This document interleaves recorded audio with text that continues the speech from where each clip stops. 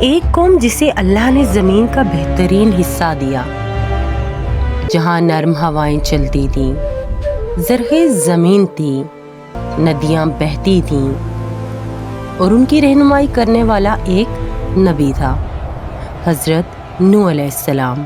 مگر سوچو، نہ 10 سال نہ 50 سال، پورے 950 سال تک ایک ہی شخص، ایک ہی پیغام، ایک ہی قوم کو سمجھاتا رہا، صرف اللہ کی عبادت کرو ورنہ عذاب آئے گا، اور جواب میں مذاق، طنز اور دشمنی۔ پھر ایک دن آسمان نے اپنے دروازے کھول دیے، زمین نے اپنے چھپائے ہوئے چشمے پھوٹ دیے، اور سب کچھ ایک گہرے طوفان میں بدل گیا۔ قوم نوح حضرت آدم علیہ السلام کے بعد انسانی تاریخ کی سب سے پرانی قوموں میں سے ایک قوم تھی۔ زیادہ تر روایات کے مطابق یہ لوگ بابل یعنی آج کا عراق کے آس پاس رہتے تھے۔ زمین حسین، فصلیں طاقتور، جسم لمبے، اونچے پہاڑوں جیسی قبر۔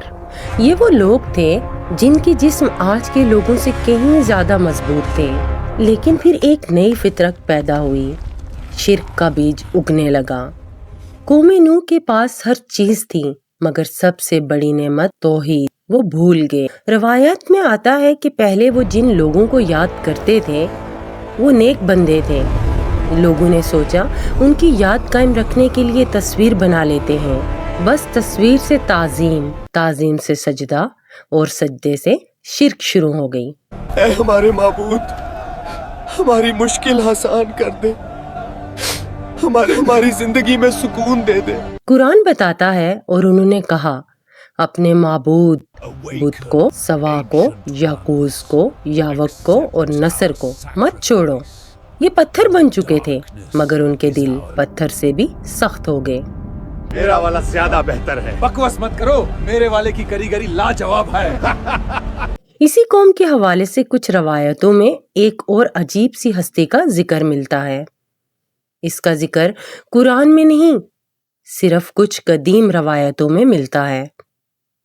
کہا جاتا ہے کہ یہ بہت لمبے قد کا، بہت طاقتور، اتنا کہ کبھی کبھار پہاڑوں کو قدم سے ہلا دے۔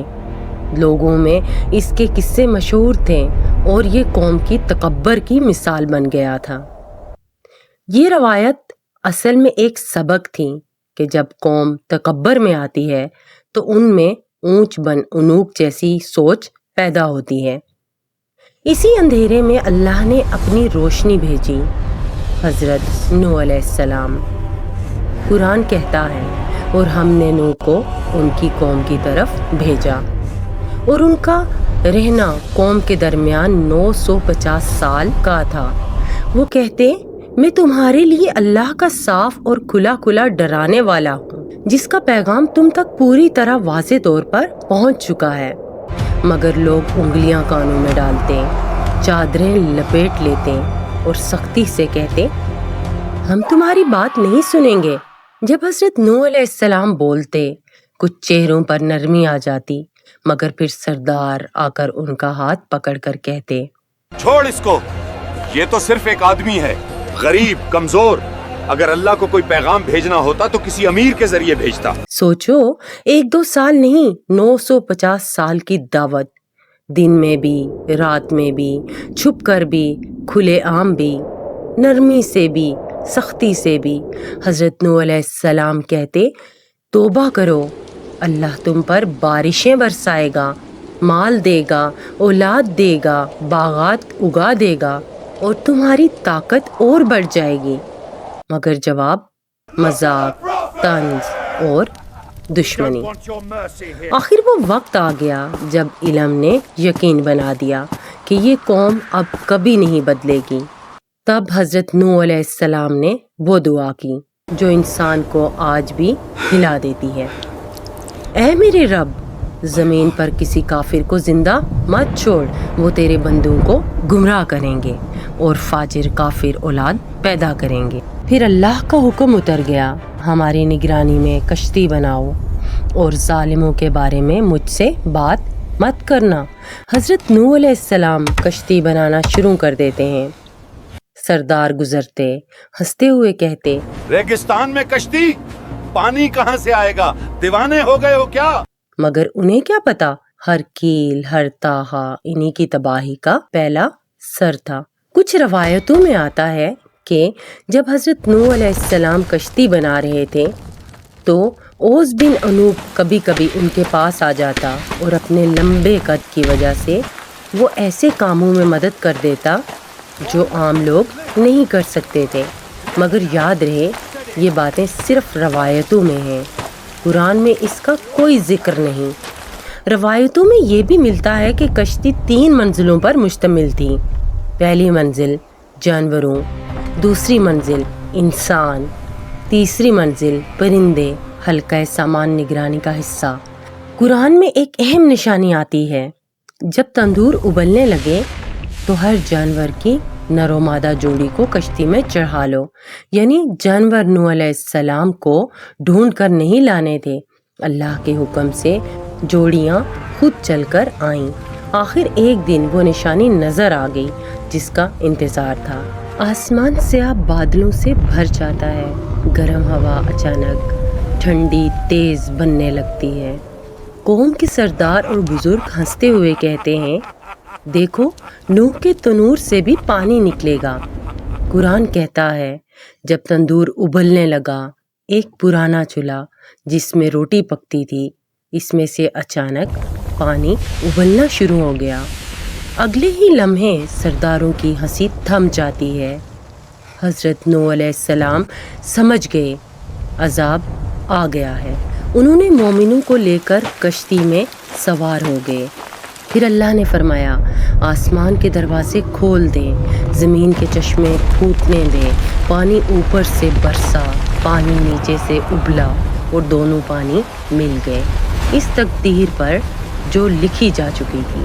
نوح علیہ السلام اپنی قوم کی طرف آخری دفعہ دیکھتے ہیں، ان کی بیوی دور اپنے گھر کے دروازے پر کھڑی تھی۔ نوح علیہ السلام پکارتے ہیں، آؤ اللہ کی پناہ میں آ جاؤ، مگر اس نے منہ پھیر لیا۔ وہ ان کمزور سرداروں کے ساتھ گم ہو گئی۔ نوح علیہ السلام کے 3 بیٹے سام، حام اور یافت ان کے ساتھ کھڑے ہیں۔ ان کی بیٹیاں بھی اپنے شوہروں کے ساتھ کشتی میں جگہ لے چکی ہیں۔ عورتیں چیختی، سب کو اٹھاؤ، یہ کیا ہو رہا ہے؟ لوگ بھاگتے، مگر پانی ہر طرف سے آ رہا تھا۔ کوئی چلایا، نوح حد سچ کہتا تھا، عذاب آ گیا، ہم تباہ ہو گئے۔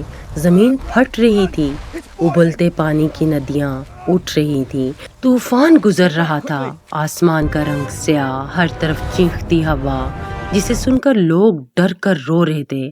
طوفانی لہریں کشتی کی دیواروں پر زور سے ٹکراتی اور ہر ٹکر پر کشتی پوری طرح کانپ اٹھتی۔ اندر سے حضرت نوح علیہ السلام دعا میں جھکے ہوئے، باہر سے چیخوں کا شور، دن رات ایک ہو جاتے، بجلی کی چمک کے سوا کوئی روشنی نہیں۔ پانی اتنا بڑھ جاتا ہے کہ پہاڑ صرف چوٹیوں تک رہ جاتے ہیں، صرف کشتی تیر رہی ہوتی ہے۔ طوفان گرجتا رہا، دن رات ایک ہو گئے، کشتی پہاڑوں جتنی لہروں میں تیرتی رہی، اور آخر اللہ نے کہا، اے زمین اپنا پانی نگل لے، اے آسمان تھم جا۔ پانی اتر گیا، زرخیز زمین دکھائی دینے لگی اور کشتی جڑی نام کے پہاڑ پر ٹھہر گئی۔ نوح علیہ السلام زمین پر سجدے میں گر جاتے ہیں۔ ان کے گرد سام، حام، یافت، ان کی بیٹیاں، ان کے شوہر، کچھ مومن لوگ، بس یہی لوگ بچے تھے۔ یہیں سے ایک نئے دور کا آغاز ہوتا ہے۔ قوم نوح سوچتی تھی، ہم طاقتور ہیں، مال ہے، بھی بچ جائیں گے، مگر جب اللہ کا حکم آیا، نہ مال کام آیا، نہ بت۔ آج ہمارے بت، کیریئر، لوگ کیا کہیں گے، سوشل میڈیا، بے حیائی، اس وقت کشتی بچ گئی۔ آج ہماری کشتی توحید، نماز، توبہ، قرآن، سنت۔ کامنٹ میں لکھیں آپ کو اس واقعے سے کیا سبق ملا ہے، اور چینل کو سبسکرائب کرنا پلیز مت بھولیے گا۔ اپنا بہت سارا خیال رکھیں، انشاءاللہ بہت جلد ملیں گے اپنی اگلی ایک نئے واقعے، ایک نئی کہانی کے ساتھ۔